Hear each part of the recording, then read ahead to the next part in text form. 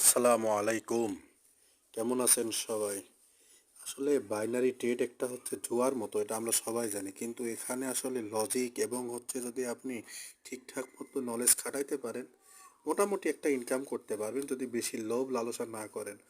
আর যারা এক্সপিরিয়েন্স আছে তারা তো লোভ লালসা করে এবং কি তারা তো ভালো প্রফিট করে। আসলে আমরা অতটা দক্ষ না। আমি আসলে অতটা দক্ষ না। আমি টুকটাক করে মার্কেট দেখি এবং যখন ভালো মনে হয় তখন ট্রেডগুলা প্লেস করি। তো এই দেখেন এই জায়গাতে আমি একটা মার্কেট খুঁজতে খুঁজতে মার্কেট পেয়েছি ইউএসডিআরএস আর্জেন্টিনার। তো আমি এখানে প্রথমত দুইটা ট্রেড নিলাম, নেওয়ার পরে যখন আমি মার্কেট একটু অ্যানালাইজ করতেছিলাম যে দেখলাম যে এই মার্কেটে যে আপনার 1 মিনিটে যে ক্যান্ডেল চলতেছে এটা ওভারলপ আপনার একেবারে যে আগে যে দেখেন লাল কালার রেড ক্যান্ডেলটা আছে এটা 90% হচ্ছে যে কভার করবে বডি।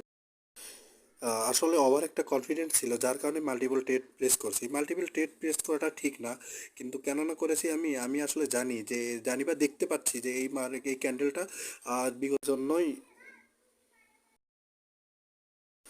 তো রেড কালার ক্যান্ডেলকে কভার করবে, যার কারণে আমি মাল্টিপল ট্রেড প্লেস করছি 6টা। আমি আজকের মতো এটাই আমার শেষ ট্রেড, আমি আজ বেশি ট্রেড করব না। আমি 6টা ট্রেড প্লেস করছি, 6টাতে আমাদের প্রফিট আসে, তো আমি আলহামদুলিল্লাহ আমি আজকে আর ট্রেড করবো না, কারণ অলরেডি 6টাতে $30 ট্রেড করলে তাও $27 মতো প্রফিট থাকবে, $28 মতো প্রফিট থাকবে।